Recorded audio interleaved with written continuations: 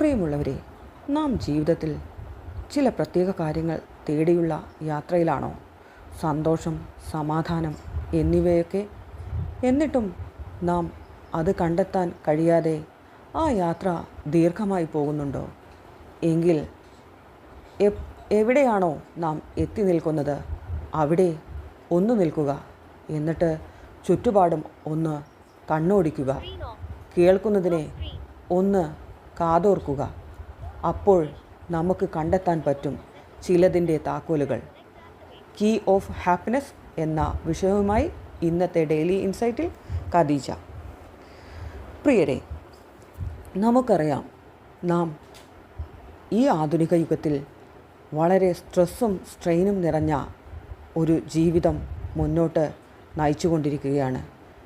ഒരു വിഭാഗം ജീവിതം രണ്ടറ്റവും കൂട്ടിമുട്ടിക്കാനുള്ള പ്രയാസത്തിൽ, മറ്റൊരു വിഭാഗം വാരിയെടുത്തതെല്ലാം അല്ലെങ്കിൽ നേടിയെടുത്തതെല്ലാം കൃത്യമായ കണക്ക് പുസ്തകത്തിൽ എഴുതി പിടിപ്പിക്കാനുള്ള തിരക്കിൽ, ചിലപ്പോഴെങ്കിലും തെറ്റലുകളുടെയും തിരുത്തലുകളുടെയും ഇടയിൽ ഒന്നും എഴുതാനില്ലാതെ നിശ്ചലരായി ഇരുന്നു പോകുന്ന നിമിഷം. അപ്പോഴാണ് നാം തിരയുന്നത് കീ ഓഫ് ഹാപ്പിനെസ് അല്ലെങ്കിൽ സന്തോഷത്തിൻ്റെ താക്കോല്. എന്നിട്ട് അവസാനം നമ്മൾ ഒരു സൊല്യൂഷനിലെത്തുന്നു. ജീവിതത്തിൽ ഒരു സമാധാനവുമില്ല, ഒരു സന്തോഷവുമില്ല. സത്യത്തിൽ സന്തോഷം എവിടെ നിന്നാണ് കിട്ടുക? ഇതിന് ചില മാർഗങ്ങളുണ്ട്. ഒന്ന് പരിശോധിച്ച് നോക്കിയാലോ? ഒന്ന്, നമ്മൾ സംതൃപ്തരാവുക, അതായത് ജീവിതത്തിൽ സാറ്റിസ്ഫാക്ഷൻ ഉണ്ടാവുക. നമുക്കറിയാം, നാം ജീവിതത്തിൽ ഒരുപാട് നേടിയെടുക്കാൻ ആഗ്രഹിക്കുന്നുണ്ട് എന്നാൽ നമ്മൾ പറയാറില്ലേ, കുന്നോളം ആഗ്രഹിച്ചാലേ കുന്നിക്കുരുവോളം കിട്ടൂ എന്ന്. പക്ഷേ നമ്മളെല്ലാം എന്നിട്ട് കിട്ടുന്നതിൽ സംതൃപ്തരല്ല, അല്ലെങ്കിൽ നമുക്ക് കിട്ടുന്നതിലല്ല. നമുക്ക് ഉള്ളത് മതി, പക്ഷേ മറ്റുള്ളവർക്ക് എന്തെങ്കിലും നമ്മളെക്കാൾ കൂടുതലുണ്ടോ എന്നാണ് നാം നോക്കിക്കൊണ്ടിരിക്കുന്നത്. ശരിക്കും ഒന്ന് ആലോചിച്ച് നോക്കൂ.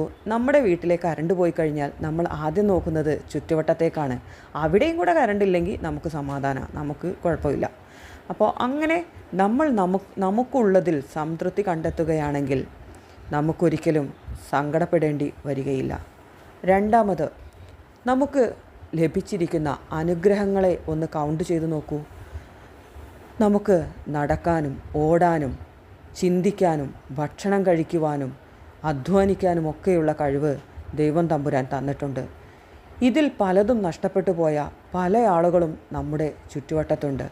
എന്നിട്ടും നമ്മൾ പറഞ്ഞുകൊണ്ടിരിക്കുകയാണ്, എനിക്കതില്ല ഇതില്ല എന്ന് പറഞ്ഞ്. എപ്പോഴും നമുക്ക് ഇല്ലായ്മയെക്കുറിച്ച് ആലോചിച്ച് വ്യാകുലപ്പെടുന്നതിന് പകരം ഉള്ളതിനെക്കുറിച്ച് ഒന്ന് സന്തോഷിച്ചുകൂടെ?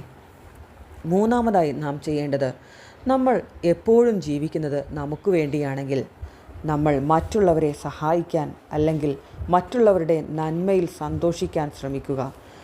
നമുക്കറിയാം, നമ്മുടെ ചുറ്റുപാടും നമ്മുടെ പ്രസൻസ് ആവശ്യമുള്ള ഒരുപാട് പേർ ജീവിച്ചിരിക്കുന്നുണ്ട് എന്ന്. അവർക്ക് വേണ്ടി എന്തെങ്കിലുമൊക്കെ ചെയ്തുകൂടെ? അല്ലാതെ ജനിച്ചു ജീവിച്ചു തിന്നും കുടിച്ചും ഇവിടെ കഴിഞ്ഞുകൂടി മരിച്ചു പോയിട്ട് എന്ത് കാര്യം?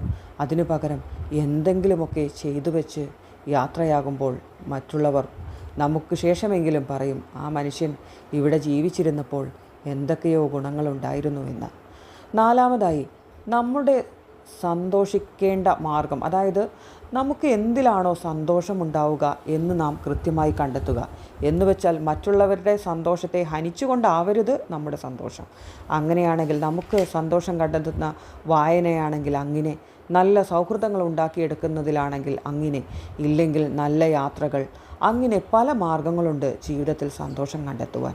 അങ്ങനെ സന്തോഷം കണ്ടെത്തുമ്പോൾ ശാസ്ത്രീയമായി തന്നെ നമ്മുടെ ശരീരത്തിൽ പല ഹോർമോണുകളും പ്രവർത്തനം ത്വരിതഗതിയിലാക്കുകയും നമ്മുടെ സന്തോഷം നിലനിൽക്കുകയും ചെയ്യും.